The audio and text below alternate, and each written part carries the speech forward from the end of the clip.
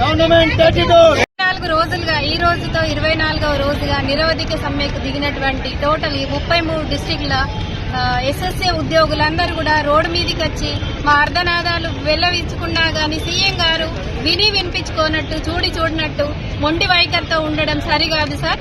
మీరిచ్చిన హామీనే మేము అడుగుతున్నాం, వేరేదేమో అడగట్లేదు. గొంతెమ్మ కోరికలు కావు, మేము అడిగేది న్యాయమైన డిమాండ్. గత 20 సంవత్సరాలుగా దీంట్లో పనిచేస్తున్నటువంటి వాళ్ళం ఉన్నాము. ఏజ్ రిటైర్మెంట్ దగ్గరికి వచ్చిన రిటైర్డ్ అయితే రూపాయి ప్రభుత్వం నుంచి నోచుకొని ఉద్యోగులం ఉన్నాం. చనిపోతే రూపాయి కూడా మన్ను పోయడానికి కూడా లేదు. అలాంటి ప్రభుత్వం మొండి వైఖరి నశించాలి. మేము తెలంగాణ బిడ్డలం కామా?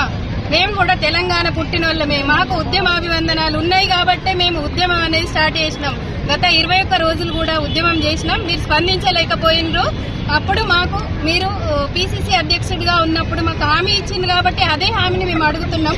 చట్టసభల్లో మీరు ఈ హామీని పెట్టి కూడా మాకు రెగ్యులర్ చేయడానికి అవకాశం ఉంటుంది.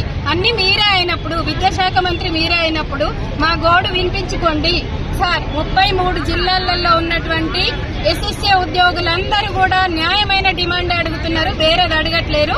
వెంటనే మీరు స్పందించి మాకు చర్చలు అని చెప్పేసి ఇంకా కాలయాపన చేయకండి. పిల్లల జీవితాలు 1,25,000 పిల్లలు రోడ్డుపైకి కూడా వచ్చే అవకాశం ఉంటది.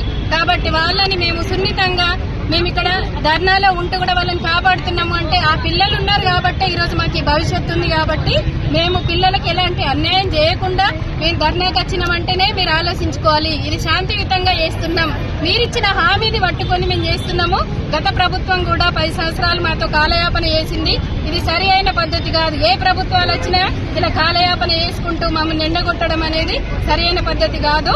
ఈ నిత్యావసర ధరలు పెరుగుతున్నట్టుగానే అందరికీ ఎలా అయితే జీతం పెంచుతున్నారో మాకు కూడా సరి అయిన సమాన పే స్కేల్ ఇచ్చేసి, అప్పటి వరకు మీకు ఏదన్నా ఆర్థిక భారం ఉంటే పే స్కేల్ ఇవ్వండి. పే స్కేల్ ఇచ్చేసి తర్వాత ఏ రోజు వరకు జీవో తీసుకొస్తారో ఒక నిర్ణయం చేసి ఒక కాపీ రూపంలో మాకు ఇవ్వండి. మేము అడిగేది న్యాయమైన డిమాండ్ కాబట్టి మీరు కూడా అన్నీ తెలుసు, మీ సమగ్ర శిక్ష యొక్క బాధలన్నీ తెలుసు అన్నారు. తెలిసిన వాళ్ళు ఎందుకు స్పందించట్లేదు అని మేము 33 జిల్లాల ఎస్ఎస్ఏ ఉద్యోగుల మీడియా ముఖంగా అడుగుతున్నాం. మా ఆర్తనాదాలు వినిపించుకోండి సార్. ఎస్ఎస్ఏ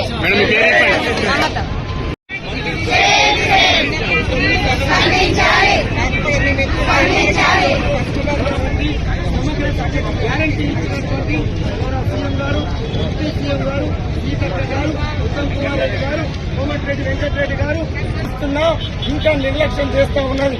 ఇప్పటికే ప్రాణాలు పోతా ఉన్నాయి.